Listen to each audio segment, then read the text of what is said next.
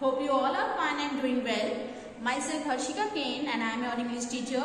Let us start our English class now. In today's English class, we are going to have revision of chapter number 16, the prepositions of your English grammar book. All of you please take out English grammar book. In today's class, we are going to have revision of chapter 16, the prepositions. Please take out page number 70. So, before telling you about prepositions, let me write one sentence on the board. And the sentence is, the pen is on the table. Now, if we look at this sentence, please look at this sentence, the pen is on the table. In this sentence, the pen is what? It is noun. Is what? Is which part of speech? Is verb. Then leave on word. We don't know what is on, which part of speech on belongs to. Then next one, the table. The table again is a noun. So we have two nouns in the same sentence. One is the pen and the other is the table. Now this word on, what is it telling us? It is telling us the relation between the pen and the table. It is telling us about the place of the pen. Where is pen? The pen is on the table. So this word on, which is telling us the relationship between a noun with another noun in a sentence, that is known as preposition. In short, like we say that a noun is a naming word, verb is an action word, adjective is a describing word, conjunction is a linking word, preposition is what? It is the place word. They tell us about the place. They are place words. So, what is a preposition? According to this sentence, this example, we can say that a preposition is a word which tells us the relationship between a noun or a pronoun. It can be a pronoun also, because pronouns are also the words which are used in place of a noun. So a preposition is a word which tells us the relationship between a noun or a pronoun with another noun or pronoun in the sentence, in the same sentence. And a preposition, the general rule, what is that? A preposition is always followed by a noun or pronoun. It is always followed by a noun or a pronoun. Means after a preposition there will always be a noun or a pronoun, then only it will be a preposition. Now look into the book, this definition given in blue box. This one. A preposition is a word that shows the relationship of a noun or a pronoun with another word in a sentence. And which is that another word? That another word is also a noun or a pronoun. Now the same word, there are certain words which are used as an adverb also and which are used as a preposition also. Let us have one example. There are certain words which are used as an adverb, and the same word can be used as a preposition also, like before. If we take the example before, she came before the appointed, she came before the appointed time. And second sentence is, I have met her before. Now in both these sentences, which word is common in both these sentences? The word before is common in both the sentences. So where it is an adverb and where it is a preposition, how we will identify? Just now I told you that a preposition is a word that tells the relationship between a noun or a pronoun with another word in the sentence, and a preposition is always followed by a noun or a pronoun. So look at first sentence. She is a pronoun here. It is a subject. It is a pronoun. Then came is verb. Before word, we don't know it is an adverb here or preposition. And the appointed time. This is what? This is again noun here. Appointed time. So before, since it is followed by a noun or a So here it is what? Here it is a preposition. And second sentence, I have met her before. I is pronoun, it is the subject here. Have met, it is what? Have met is the verb here. And her is again pronoun. And the last word is before. And after this word before, we don't have any another word which is telling us it is a noun or a pronoun. So here we can tell that it is an adverb here. And what does an adverb do? It adds something to the meaning of the verb. Here it is adding something to the meaning of the verb. So it is an adverb here, not a preposition. So same word can be used as an adverb also and as a preposition. You just have to identify whether it is followed by a noun or pronoun or not if it is a preposition. Now coming to prepositions of place, prepositions of time and prepositions of direction. First one is prepositions of place.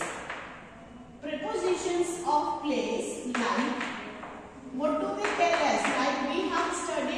Like we have studied in adverb chapter, there are adverbs of place, adverb of time, adverb of frequency. They are telling us how an action is done, where an action is done, and how an action is done.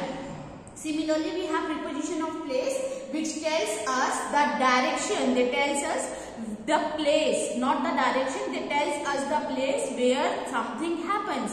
For example, my uncle lives in the USA. Now, where this action is taking place, where the uncle is living? He is living in USA. So, in is what here? It is preposition of place. Generally, we have preposition of place at, in, and on. At, in, and on. Where do we use in? In is used when we talk about countries, cities and continents. For example, in New Delhi, in Kolkata, in France, in Europe, etc. Then at is used before addresses. Whenever we mention our address, suppose we are ordering something, so we say na that deliver this package at this address. So before addresses we use at, and before the names of streets, buildings and places also we use at. In is used before the names of countries, cities and continents. Like if I ask you where do you live, you say I live in Ghaziabad. So Ghaziabad is what? It is the name of a city. So with the name of cities we use in, and with the name of countries also we use in, and continents again we use in. But when we mention address or the name of any street, building, place, we use at. Like at 37/4 Shahid Nagar, at number 6 Taj Street, at India Gate, etc. And on is used in various expressions like on the desk, on the bus, on the horseback, on a wall, etc. On is also a preposition of place, at is also preposition of place, and in is also preposition of place. Now second one is prepositions of time. What do they tell us? Since time is written here, time means it is indicating the time when something happens, when the action takes place. That is denoted by preposition of time. For example, the rain came at midnight. So when the action happened, when did the rain come? It came at midnight. So again we have prepositions at, in, and on in prepositions of time also, but here their uses are different.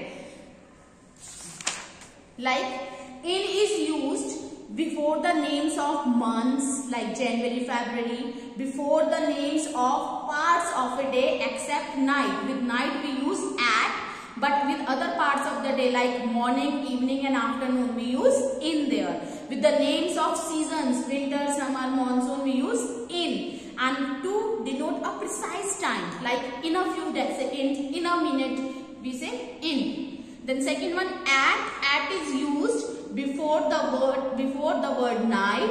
At is used when we talk about certain time, like at 2 o'clock, at 3 o'clock, etc. Before the words like at the moment, at the lunchtime, we use at there. And on is used when we talk about particular date, like this event happened on 10th September or on Wednesday, on Tuesday, like on her marriage anniversary, on Sunday, Monday, etc. We use what? For precise things, for particular things we use on there. Third one is prepositions of direction. Prepositions of direction. What do they tell us? Directions. Preposition of directions. They tell us in which direction someone or something is moving or someone or something is going. Like example, children ran across the road. So they, in which direction they moved? They ran across the road. So the word across here denotes what? It denotes the preposition of direction, because it is telling us the direction in which someone or something moved. Then we have certain examples where prepositions are usually used, that you have already gone through. Now we have done revision of this chapter, preposition.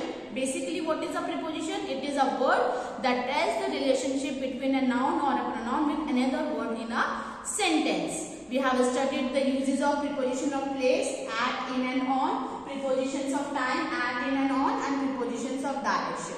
Now I am going to write a small worksheet on the board. You have to complete that worksheet in your grammar copy, not revision copy. You have to do this worksheet in your grammar copy. If you don't have any grammar copy, you can use your grammar CT copy, UT copy to do this worksheet in that copy.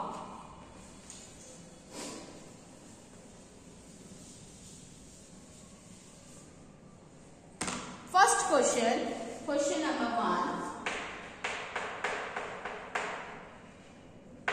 Pick out the prepositions. Pick out the prepositions in the following sentences. In the following sentences. Pick out the prepositions in the following sentences. Now, this is first question, A part. The secretary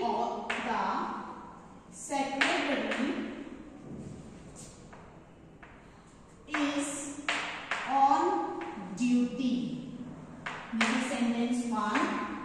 Then second one, Agra is on the Yamuna. Agra is on the Yamuna. You have to identify what are prepositions in these sentences. You just underline them or just circle them in the same sentence.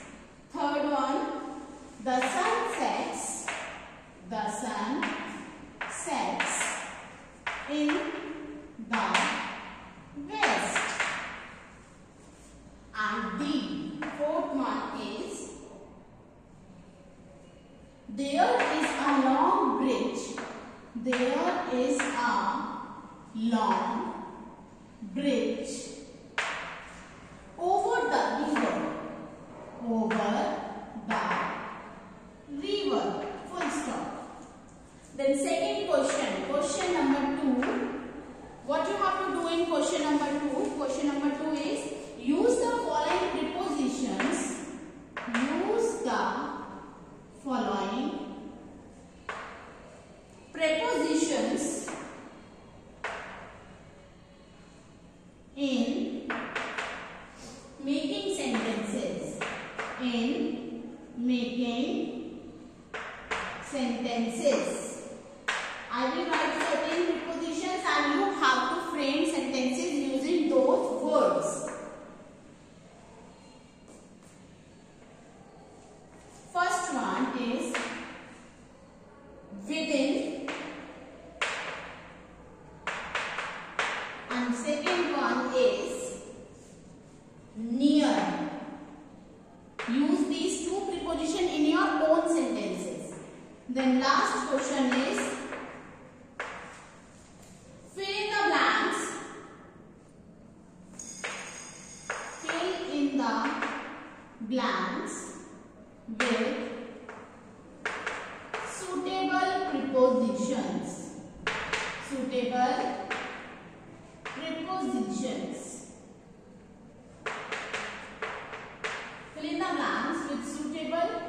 prepositions. A part. Shalini lives. Shalini lives dash Ludhiana. Shalini lives dash Ludhiana. B part. I cannot choose. I cannot choose dash tea and coffee. I cannot choose dash tea and coffee. And third question, third part is the man cut the wood. The man cut the wood dash and eggs. So students, let me read this worksheet again for you. First question is pick out the prepositions in the following sentences. First one, the secretary is on duty. Second, Agra is on the Yamuna. Third, the sun sets in the west. And fourth, there is a long bridge over the river. You have to give this full heading. Then write all these 4 questions and in the same sentence either underline the preposition or you can circle the preposition in the same sentence. Then question 2, use the following prepositions in making sentences. You are given 2 words. One is within and second is near. Use these 2 prepositions in your own sentences. Third, fill in the blanks with suitable prepositions. First, Shalini lives dash Ludhiana. Second, I cannot choose dash tea and coffee. And third, the man cut the wood dash and eggs.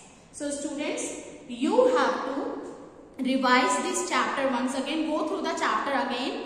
Then revise it. And after that, complete this given worksheet in your grammar copy. If you don't have grammar copy, do this worksheet in your grammar CT copy, UT copy. I have already written your CT copies back. So you can do this work in either in grammar copy or in your grammar CT copy. So this is your homework today. I hope you understood today's topic very well.